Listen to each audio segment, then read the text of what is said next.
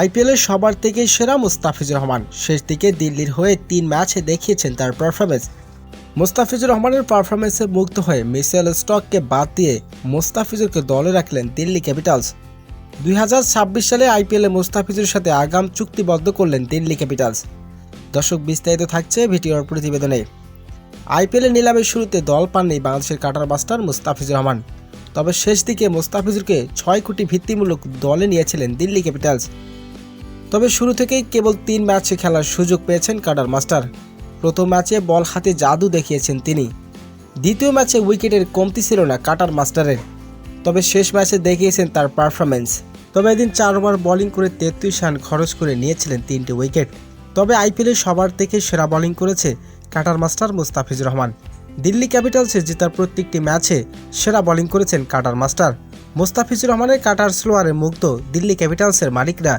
মুস্তাফিজুর রহমানের পারফরমেন্স দেখে মুগ্ধ হয়েছেন দিল্লি ক্যাপিটালসের মালিকরা। তাই তো 2026 সালের আইপিএলে আগাম চুক্তি হলেন মুস্তাফিজুরের সাথে দিল্লি ক্যাপিটালস। তো দর্শক, 2026 সালে দিল্লি ক্যাপিটালসের হয়ে খেলতে পারবে মুস্তাফিজুর রহমান? দর্শক, জানিয়ে দিন আপনার মূল্যবান মতামতটি কমেন্ট বক্সে।